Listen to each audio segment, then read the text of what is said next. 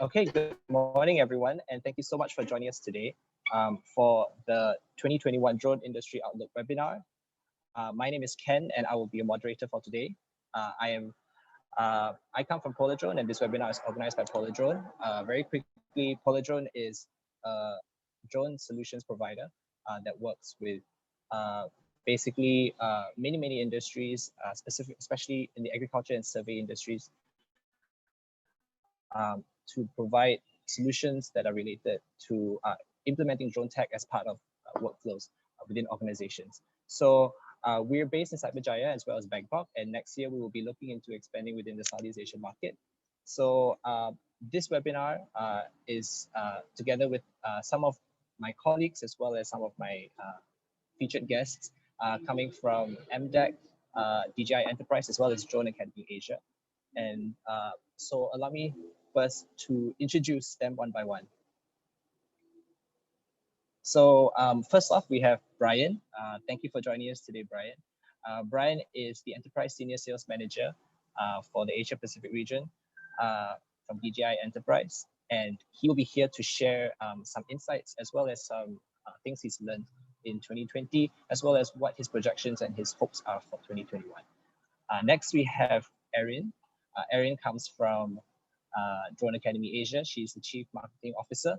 Drone Academy Asia is one of the leading training companies for people interested in upskilling themselves in drones, as well with a particular, with offering 3 levels of courses. Erin will be here to share about her experience training, as well as seeing how the market has shifted over this year and what she hopes for next year. Thank you, Ken. Hi, everyone. And finally, we have Farhan. Farhan is the manager from DroneTech, for DroneTech, as well as 4IR ecosystem from Malaysia Digital Economy Corporation, MDEC. And I think, Farhan, you want to give an introduction about yourself really quickly. Hi, everyone. Farhan here. I don't know if everyone can see me. Basically, I'm on behalf of Malaysia Digital Economy Corporation, or MDEC. For a few years now, we've been doing this initiative called My Drone Tech Initiative. It stands for Malaysia Drone Technology Initiative. So basically, it's an initiative that is trying to help build the whole drone technology ecosystem in Malaysia, because I think that is something that Malaysia is really has an edge at, and we want to bring all the ecosystem players together and position Malaysia as the drone tech hub of ASEAN. That's our main big vision, which I hope it can aspire to everyone else joining our session today. Thanks, Ken. Thank you, Farhan. And so I would like to remind everyone that this webinar will have a Q&A session at the end, as well as feel free to leave your Q&As within the Q&A section box, and we will get to them as appropriate during this webinar. This webinar will be 1 hour long. Maybe we can start by just asking our panelists. So we've all experienced 2020 as a year that's been quite unconventional, and some would say quite challenging. I think business has changed.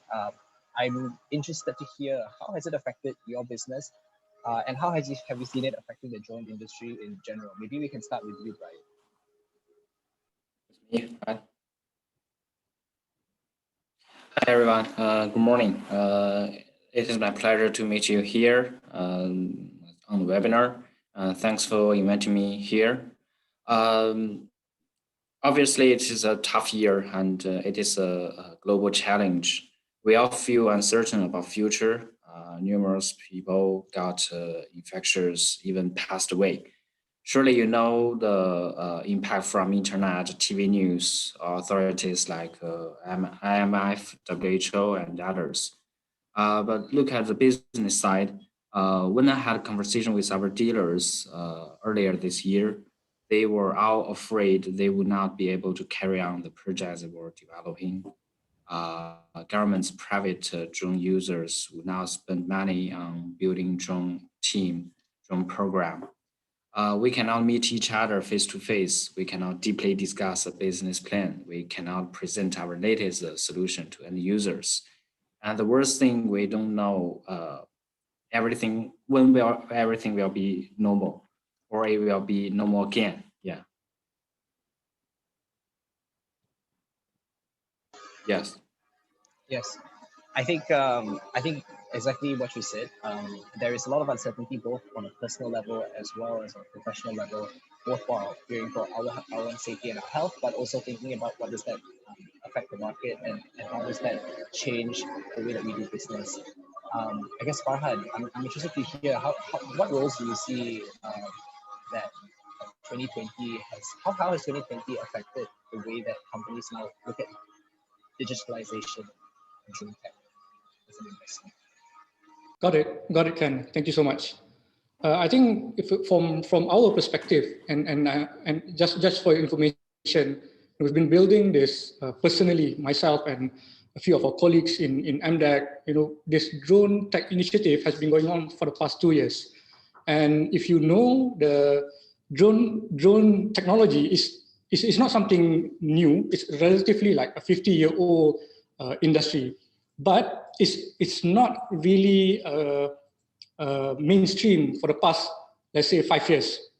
So for the past 2 years, we've been doing this. It's really hard for the industry to actually go into the market as well. However, I think because of the pandemic, I'm not trying to say that it's a good thing that we have this pandemic, but I think this pandemic has caused the whole ecosystem, the whole economy to be disrupted. So everyone is trying to look forward for new tools or ways into ensuring that their operations can go on with minimal intervention by human, because that's the only way that businesses can run, at least for the past 9 months. Needless to say that everyone is highly affected because you can't do business as usual. But I think in MDEC, that is our motto for the past 10 to 15 years, not doing business as usual. So to us, and talking on behalf of our drone companies especially, I think this is an opportunity for them to actually go into the market and trying to show to the clients, look, you've been doing your operational, your businesses, processes, conventional all this while. So it is an opportunity for some of them to actually go into the market and use drones as a tool to help them continue their operations at this point of time. And if I can give you an example, right? Early of the year when COVID started, one of our biggest drone companies like Aerodyne, for example, they are huge all over the world. So, and when COVID hit, so their team can't travel, and those who are overseas can't come back home. So what they did early of the year when COVID started, so they used the resources that they have, try to help the nation by working together with the military, the police, trying to monitor the situation of COVID. And I think for Poladrone as well, because Poladrone is mainly on the agriculture and plantation segment. And due to COVID, I think a lot of your clients can't deploy their resources on the ground because of COVID. And I think I think there's a lot of demand, especially in the plantation market. Currently, is really, really growing. So I think once we see that the client side, the market side, they now understand that the technology is here, it's available, and it's affordable. And so it's kind of advocacy and awareness for the past 9 months due to this COVID situation. And I think it's going to grow in 2021 because now you see that there's more people in the market to help clients use all this technology.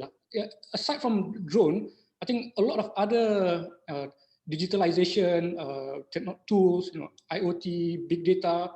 So all of this will come into play sooner or later. And because of COVID situation, I think it is somehow, it ramps up the request for all this new technology to come into the business processes.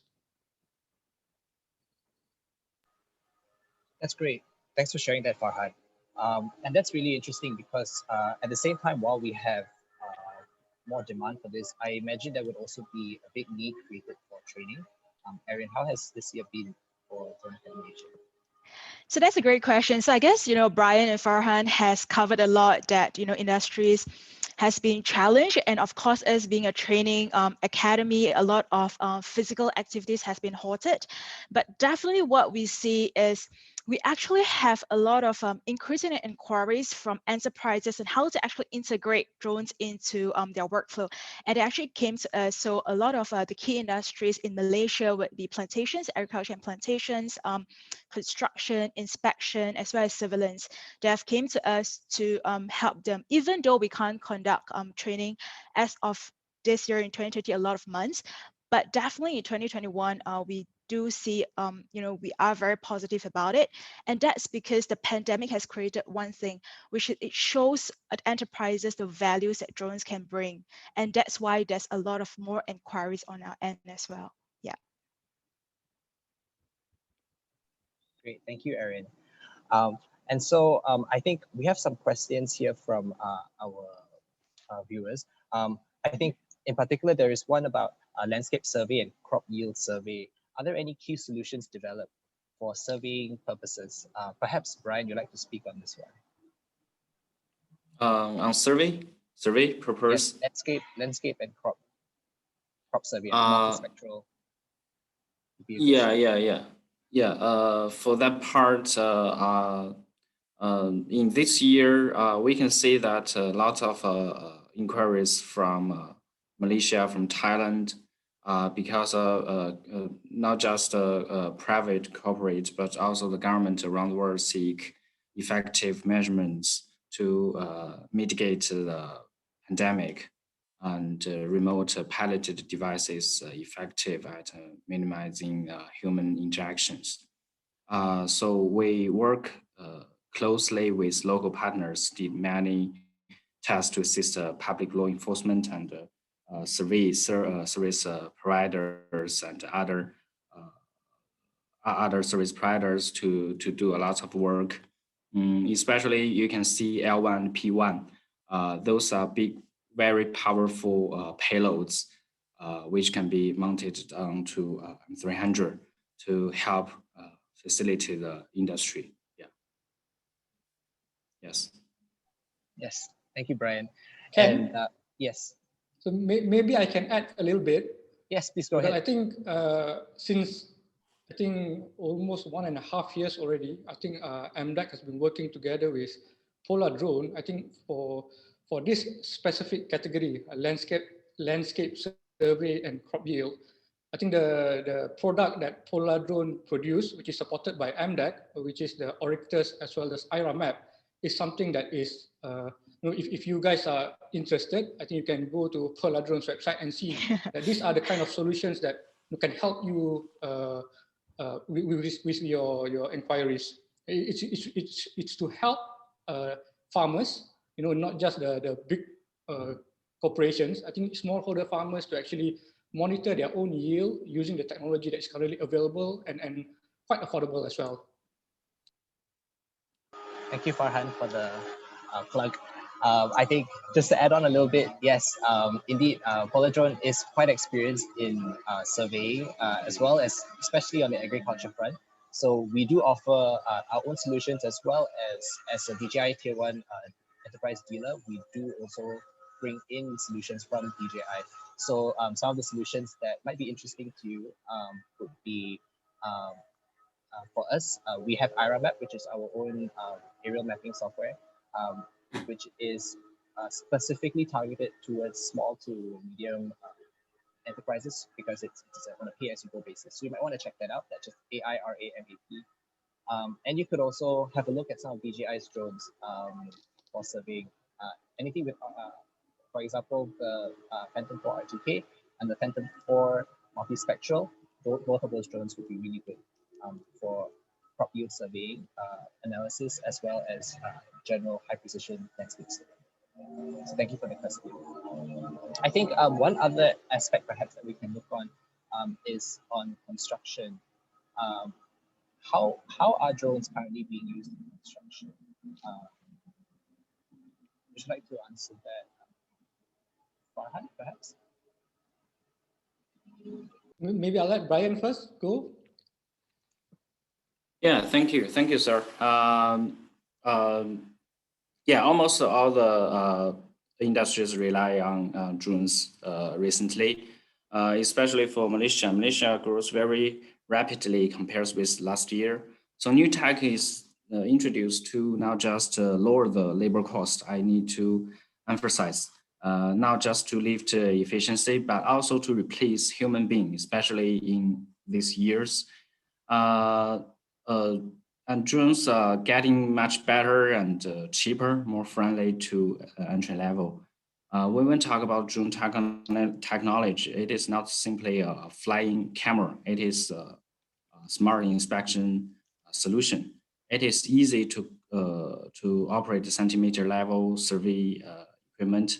As far as for construction, I need to say that I'm not sure whether you have seen that China construction companies bring drones to Cambodia, to Myanmar, to Laos, to their project site. They have implemented drone into the workflow. And according to some market reports, we found that the objectives of commercial purchase is shifting from photography video to survey and mapping to asset inspection to search and rescue, etc. Seeing is not enough, which makes us to bring more powerful payloads to the world. Yeah, Farhan. So maybe if I can share, if you can share my screen if possible, can? Yes, please go ahead. So it's just for everyone's benefit, because I think for the past, for the past few years, we've been doing our initiative here in Malaysia, and we realized that in every country or in every region, I think the drone adoption is going to be really skewed towards industries that the region are mostly big at. So globally, based on Drone Industry Insights report, so you can see that industries like construction, mining, mapping are quite huge, and in terms of adoption. However, in Malaysia, I think construction industry in Malaysia are still a bit lacking in terms of the technology adoption, especially not just drones. So I think that there is still huge market gap there.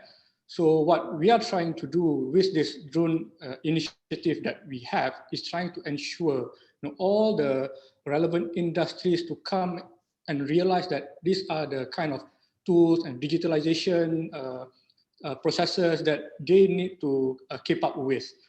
And I think based on, if you can see here, so as of 2020, so we've worked together with this market research company based in Germany, so a Drone Industry Insight. So they've given us some of these really interesting numbers. So the ASEAN market as a whole is expected to grow in 2020 from 8.6 billion to 17.9 billion in 2025. So that's a whole market potential value. And at this point of time, so Malaysia is currently ranked third in terms of drone readiness index and one of the biggest market size in ASEAN. And it's estimated that the drone industry specific could generate a revenue of up to 384 million by 2025. And because of that, that realization gives us the push to ensure that, from MDEC side, from the government agency side, we need to come together and support this industry as a whole. Which is why earlier this year, we signed an agreement with WEF to promote the drone technology development in Malaysia. And I think recently CAM have announced some new US framework that would be adopted, for example. And then we are coming up with this drone testbed locations. I think if people know already, in Futurize, there's a location that's designated where you can come and fly here and get you just get a request from the Futurized team to actually fly in Cyberjaya in this 2-kilometer perimeter. And recently we've announced this collaboration with Medini, Iskandar, as well as DHL, where we built this drone and robotic zone, which is based in Iskandar. And Technology Park Malaysia, TPM, is also coming up with something similar as well. So all of these efforts, these testbed locations, all the government initiatives such as NTIS from MAGIC, MOSTI, the Global Testbed Initiative from MDEC. So we are trying to ensure that the industry, so they would be more comfortable once they see that all this technology has been tested. So that's the purpose of all this. And eventually we want to ensure that it does not just benefit the companies, because eventually all this drone industry economy is going to benefit the people, in terms of getting new jobs creation, in terms of the GDP contribution, in terms of ease of life, because if you use drone in certain industries like oil and gas or energy or infrastructure, telcos, but there are certain jobs that is currently available that might not, you can use a drone instead of risking people's lives to do those jobs. It's not about replacement of the jobs, but I think it's about giving more value to those people. So instead of they have to climb the high towers, we retrain them, reskill them with new skills such as drone operation, and they can use that instead. So, and in Malaysia context, I think for the next 1 or 2 years, we are going to see a huge growth in demand in agriculture and plantation industry. So I think for this year and for next year, that's the trend that we are seeing. Yeah, Farhan, I'd like to add, and I'd like to use this opportunity to say thank you to you and to Poladrone, to Malaysian market, because yeah, you're right about the policy, the drone policy, the market itself. In APAC for this year, except India market, every country grows rapidly. The issue in India is a policy, drone policy. I'm not sure whether you all know about that because the drone policy in India is not friendly to drones, not just to DJI, but to all the manufacturers. Yeah, but I checked the data. The inquiries quantity from India increases as well. So the reason Malaysia is so good is because we have very healthy and regulated market. There is a procedure, there is a guide to help people utilize this drone. Yeah.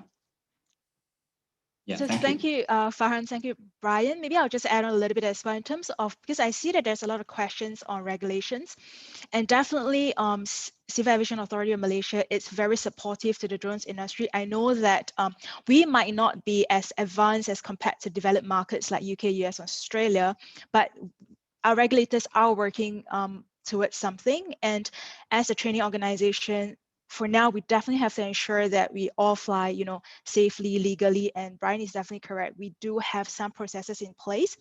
And yeah, so just to answer some of the questions in there, there are regulations in place currently in the market too. Sorry, if I can add to that, right? Sure. So I think, obviously this technology and regulation advancement is not the same. But correct. On a bigger perspective, I think this is not just a Malaysian problem. It's a global problem, in fact. And it's not just for drones, but it cuts across other technologies as well, like blockchain, fintech, bank tech, insurance tech. So I think what we can learn from this is that if there's a demand, then the supply will come. But eventually, of course, because drones are flying at the airspace, a public airspace above us. So I think what we need to do is that I think the regulations that the authorities put in place is to ensure that no harm is done. So I think for everyone out there, I think for the commercial players, I think that is always the case. Even if the operators are, I know I can't say this. There are certain projects, for example, that needs to be done as soon as possible because the client wants it. So and sometimes you just need to do it. So what the commercial drone players do at this point of time is to do self-regulation. So I think similar. I was in the oil and gas industry before. So there are certain areas in the oil and gas industry that people like the Department of Safety and Health can't go to. However, we implement this self-regulation on ourselves, to ensure that the people working with us are in a safe condition. Those who are around the environment that we are operating are in a safe condition. So I think that's why we are currently working, I think, together with Poladrone as well, and with organizations like MUDAS or MUDA, and all the ecosystem players, industry, drone tech industry, to promote, that you need to fly safely, not just for yourself, but for the industry as a whole. And I think in Malaysia, even with all the current regulations imposed, I think we are still seeing a lot of demand coming up. So I think we are going to get there, hopefully sooner than later. And based on our previous discussion and announcement even by the Civil Authority Aviation of Malaysia, I think they are currently very, very, very progressive, and we are really looking forward to working with all the relevant regulators for the next 12 to 24 months to see how the new regulation will take effect and how that will shape the drone economy in Malaysia. Yeah. Maybe at the beginning, drone users or players knowing about the regulation, but gradually they need to understand. Look at the biggest market from DJI, US, China mainland, Australia, Japan, Korea. They all have very healthy, encouraging regulation for drones for users. And it is not just best for drone manufacturer, but also for the service provider, for the end users, and for the pilot training. Is that right, Erin? Yeah, definitely. Yes, so I think it's definitely a sign of a maturing as well as a growing economy that embraces drone tech, for regulations to be revised and for regulations to be updated and to be reviewed. And I see that this is happening right now. I see that there is a lot of action being taken, both by all of the stakeholders here as well as CAM, and I see this as a very encouraging step in the right direction. So I think this is a sign that, as Farhan shared, especially with the numbers, that Malaysia is becoming a pretty advanced drone tech hub, and that should be, I think it's just a bit of patience at this point in time, and we will see a lot more clarity and a lot more and a lot more growth. So this actually brings me to an interesting question. So this is a question from Noyu Zasli. What are key MDEC or industry initiatives to accelerate drone-ready talent development in 2021? So there's a shortage. She highlights a shortage of pilots, data analytics, MRO, battery experts. Perhaps Erin and Farhan, you want to tackle this question? Maybe you I'll go let first. Farhan start. Oh, Okay. yeah, because it is talking about MDEC initiatives. I guess in terms of non-MDEC initiatives, we do have a lot of support from MDEC, but of course in terms of training providers out there, there are several training providers, key stakeholders in the market right now that provides training. But at least I can only speak on our behalf, our academy's behalf, is that we always look at upskilling and reskilling the existing workforce, just like what Farhan mentioned. It's not about replacing talent. It's about enhancing the existing skill sets. So what we do is we actually work very closely with enterprises.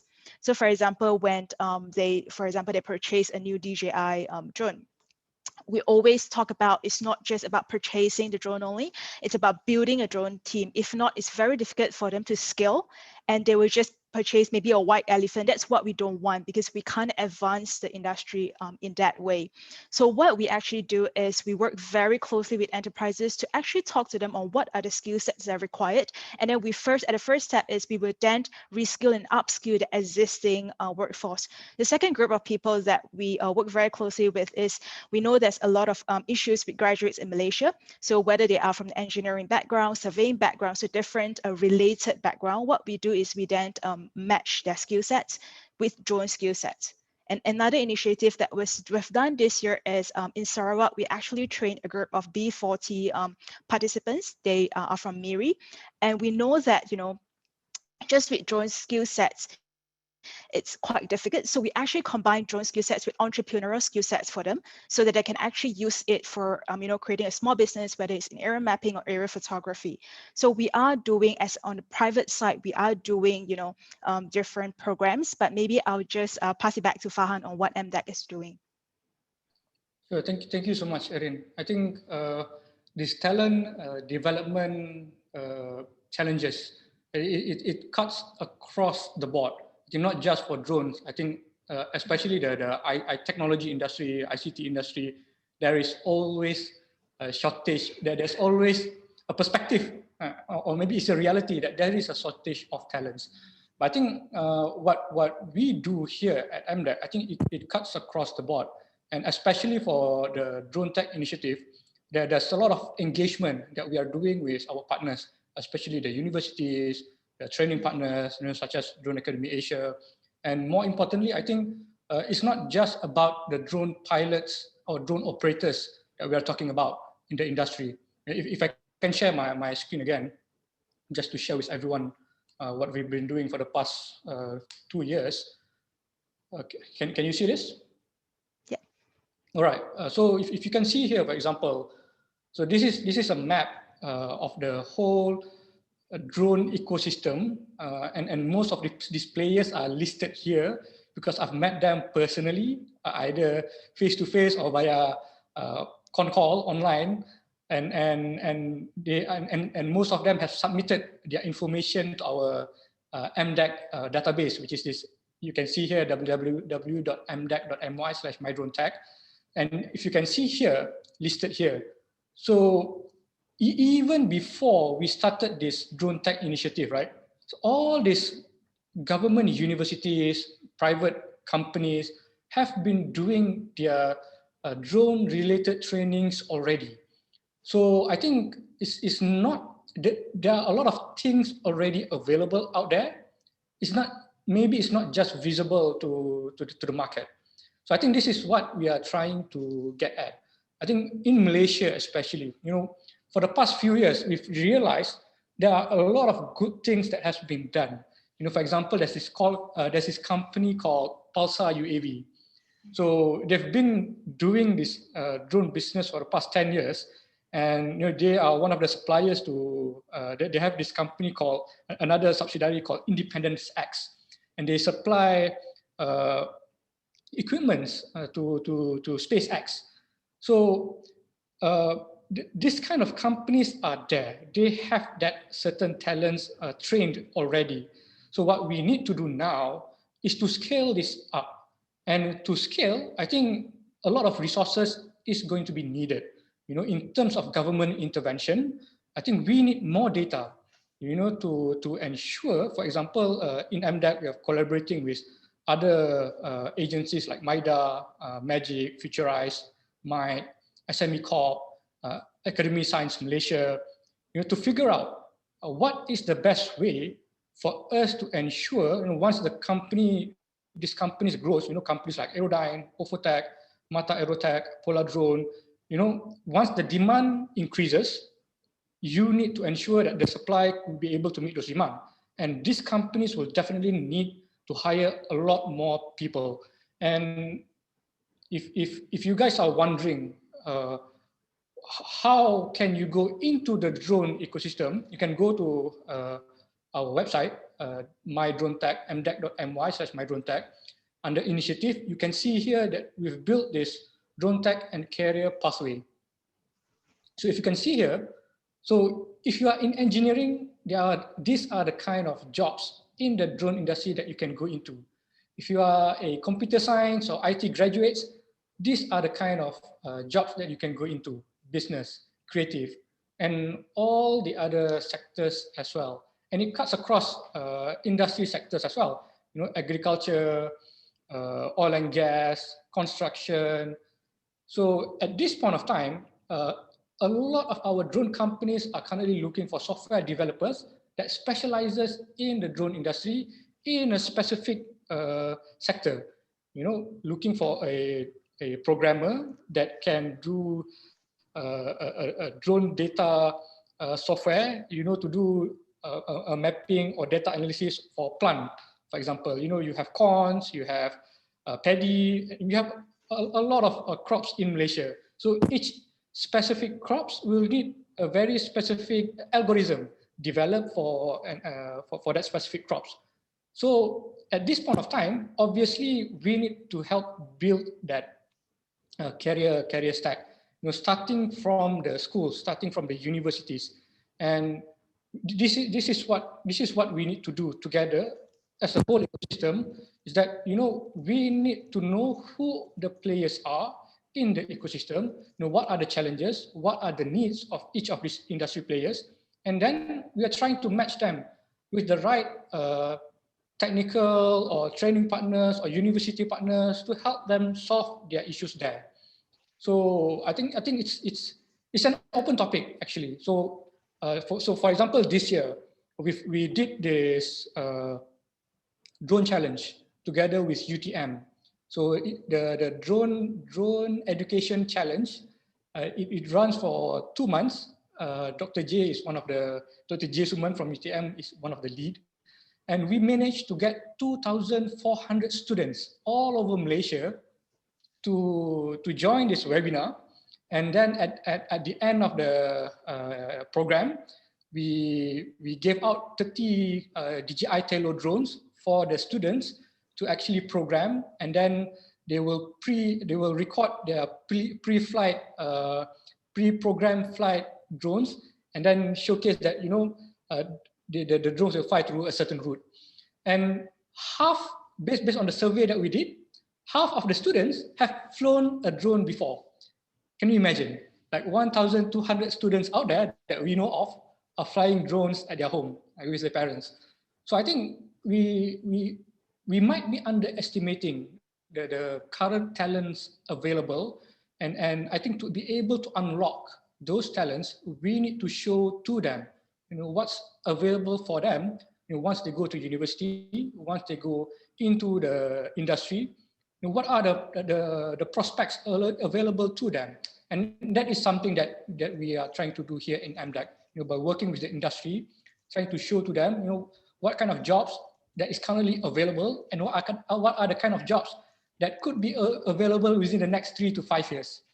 Because, for example, it's a bit controversial, but based on the global drone market outlook, the drone delivery market is going to be one of the biggest growing markets in the world. So if we are not ready for that, we will be missing out.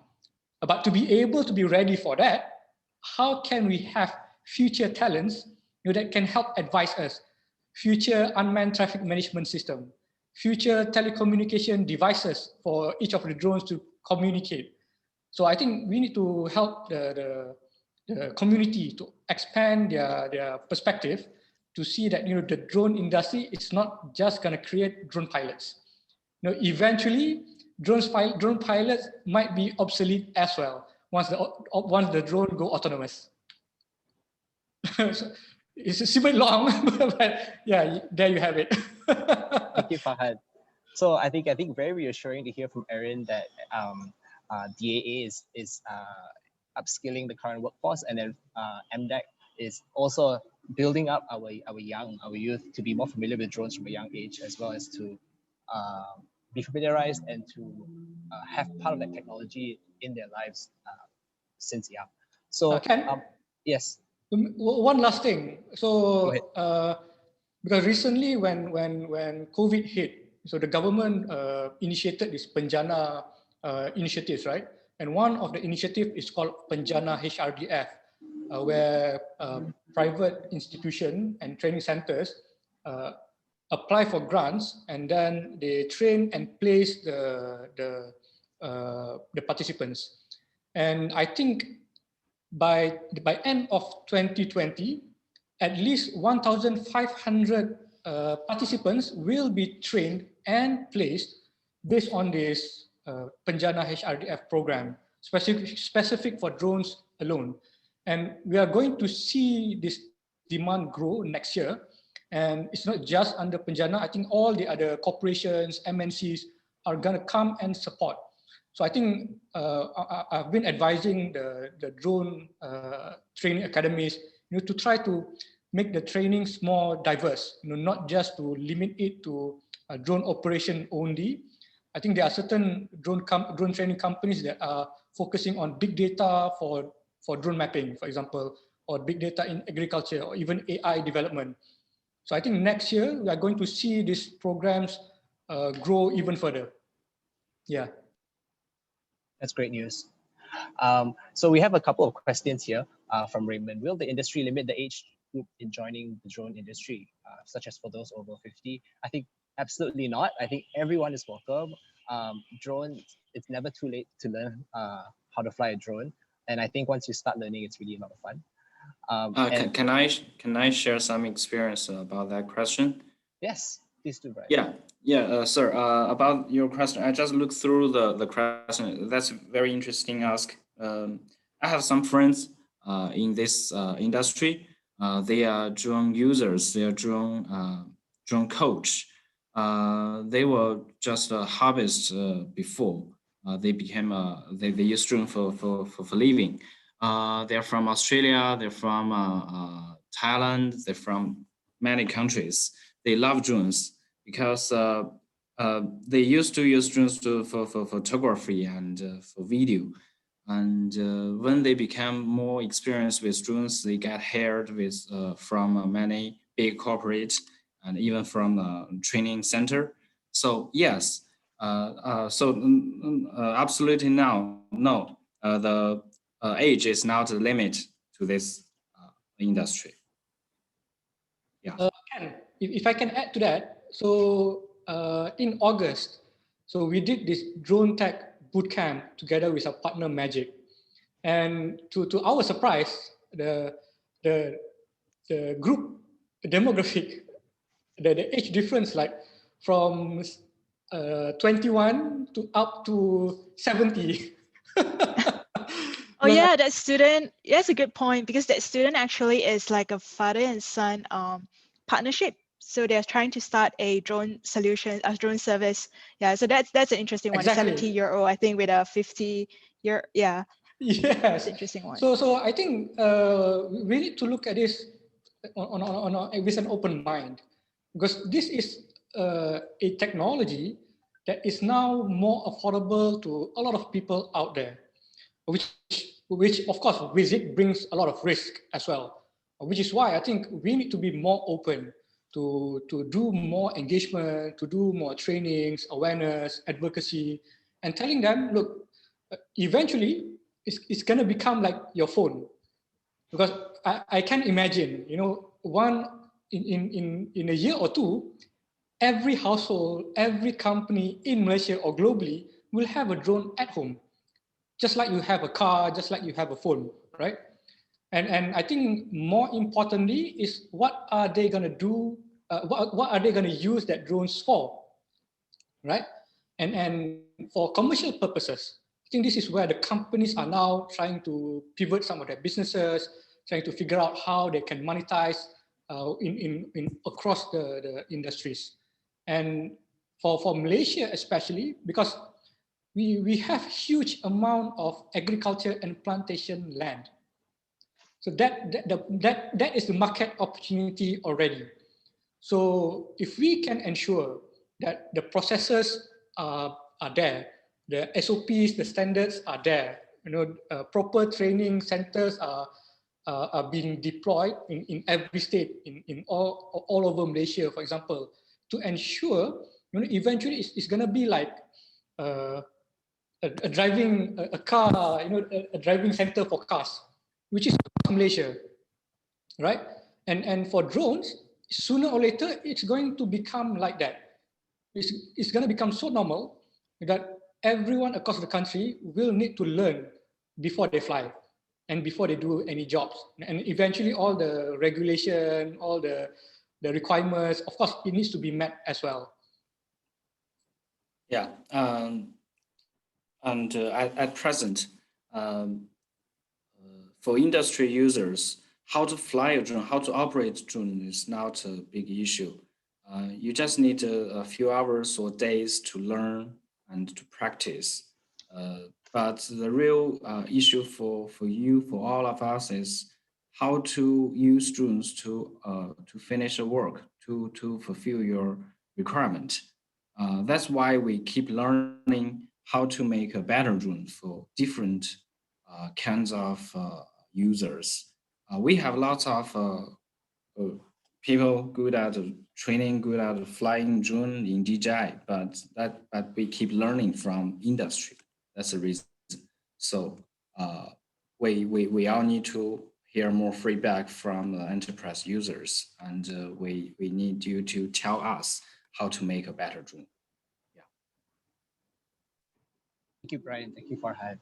So I think we've heard a lot about, especially on the human capacity aspect, on the efforts that we are taking to make sure that our talent is ready to embrace drone tech on a wider basis in Malaysia.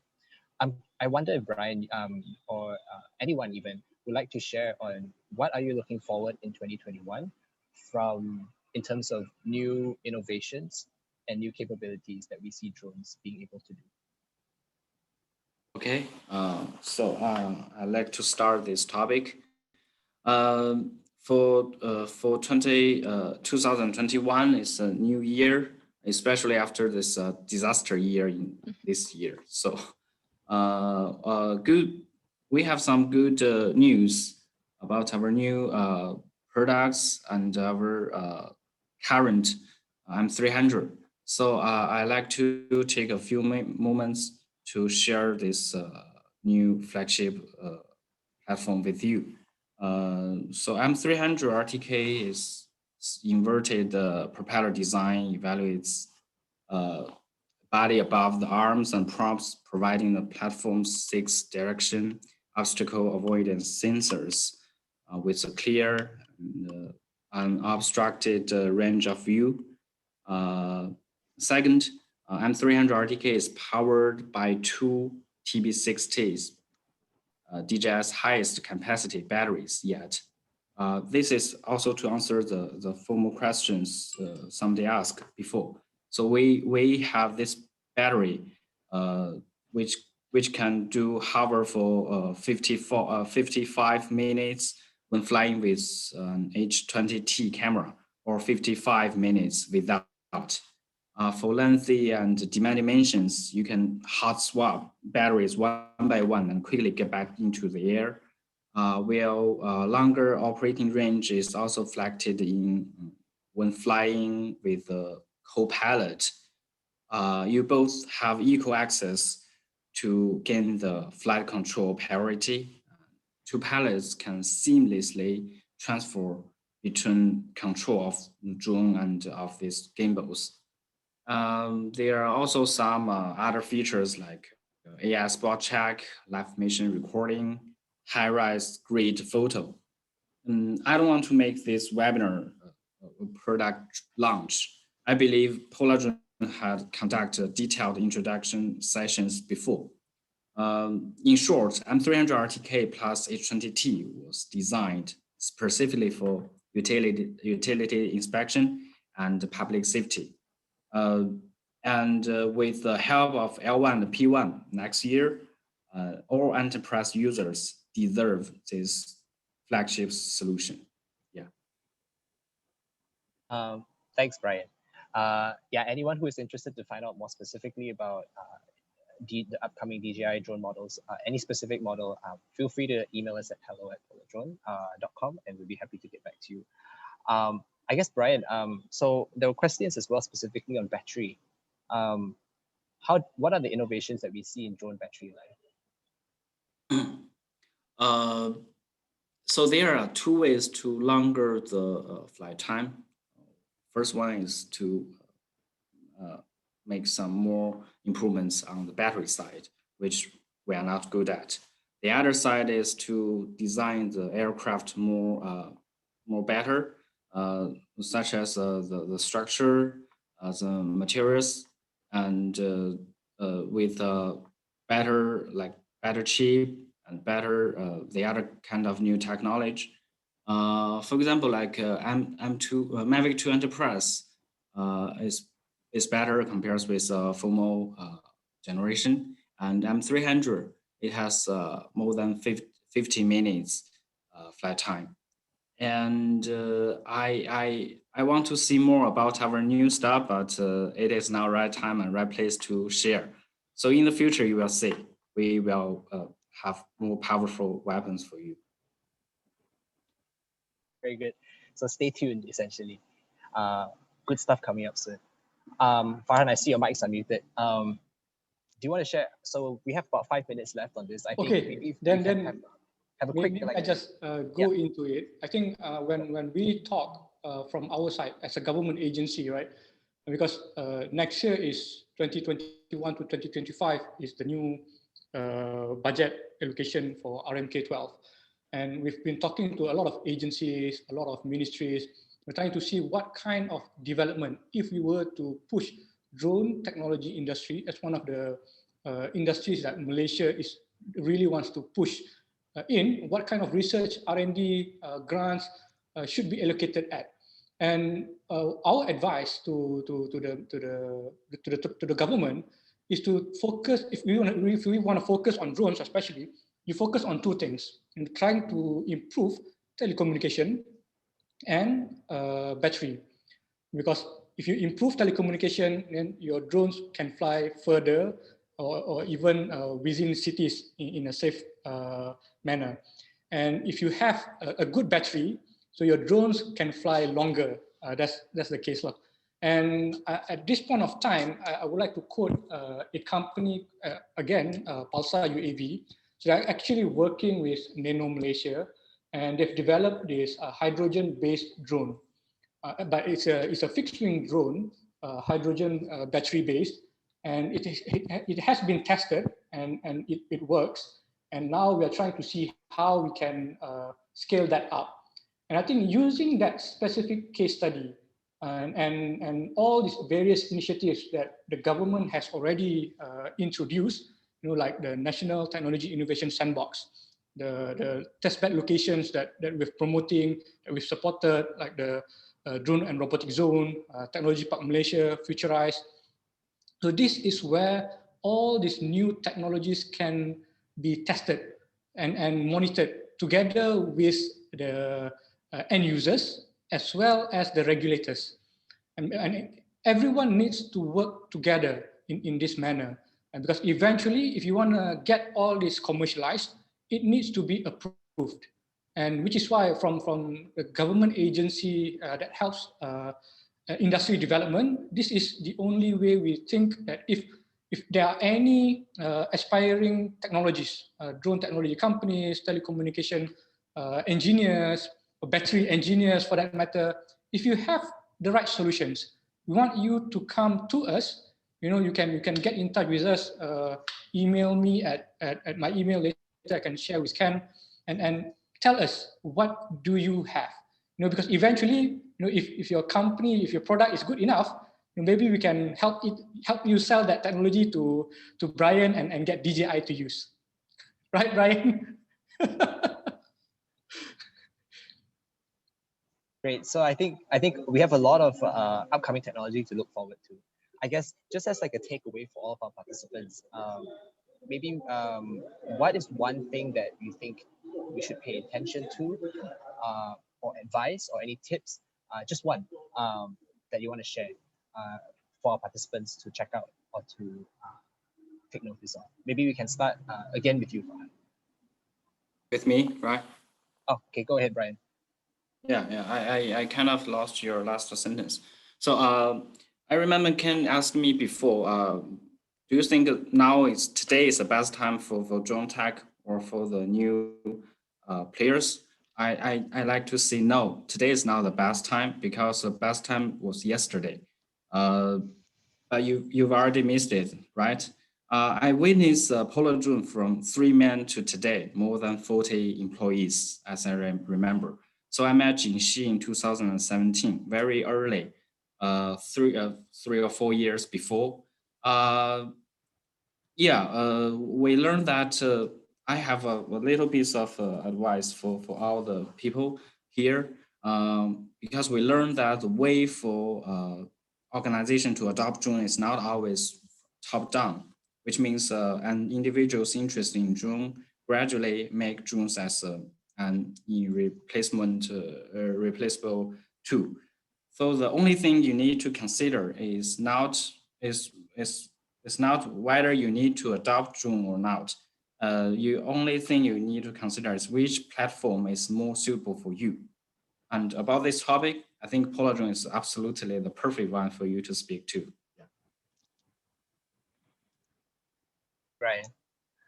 Erin, any takeaways you want to share? I definitely agree with Bryan. So of course, with our relationship with Poladrone, we've seen how Poladrone grow as well. And of course, we also see a lot of our students and a lot of our clients, enterprise clients grow. So, when they come to us, they probably don't even have a drone, or they might have a drone, like a person doing it for hobby and they bring it to work. But over the years, they've probably grown a larger team and they come back to us to purchase more drones and to get more people trained.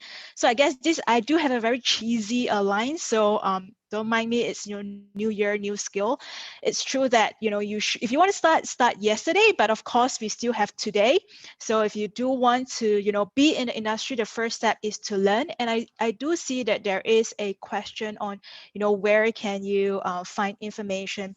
There are a lot of resources out there. Of course, we have our official channels. DJI Enterprise does have a very strong website with a lot of case studies as well. I think it's a good place to start, and definitely start today. Yeah. Well said, Erin. And Farhan?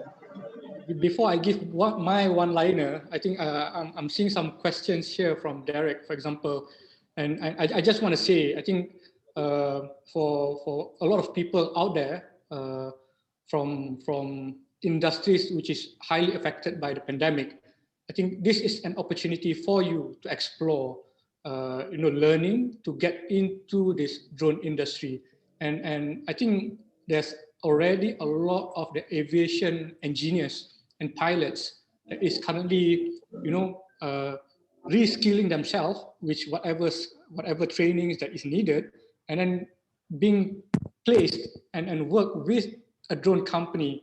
I think for the past few months, and for your information, I think we've been getting requests from a lot of people from my side. Our ecosystem partners are asking for people to go and work for them. For drone pilots, for example, by January, I'm getting requests from companies to supply them with 100 over drone pilots to do operations and jobs at this point of time. So yes, do get in touch with us. Go to www.mdec.my/mydronetech. There's an email there as well. So you can email us and we'll see how we can assist you. And my one-liner would be, making Malaysia the drone tech hub and launchpad to ASEAN. Thank you. Beautiful. So definitely drone tech is the future. I think it's the present and the future as well.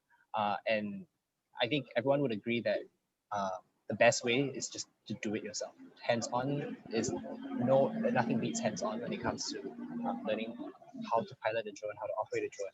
So we encourage you to please send us a message. In the post-attendee email, we will be including the contact information of our panelists with their consent, as well as some links for you to find out more. I'm afraid we can't answer all the questions that we received today, but we thank you for the enthusiasm you've shown, and we will do our best to respond to each of you on a personal level, especially if you could just send us an email. So that link, all of those things will be shared later on. With that, yes. Tell them that you will have more webinars next year, every month. We will definitely have more webinars. We will be sending out also. We'll be sending out a feedback form, and if you could fill in that feedback form, let us know what you liked, and let us know what you want more of, and we will definitely use that to tailor the content we provide next year. Yeah. So thank you to all of the panelists. Thank you, Farhan. Thank you, Erin. Thank you, Bryan, for joining us today, and thank you to all of you for being part of this year-end webinar. All the best for 2021. Merry Christmas, Happy New Year. Merry Christmas. Happy New Year. Merry Christmas, and goodbye from all of us. Thank you. Thank you. Bye, everyone. Bye-bye.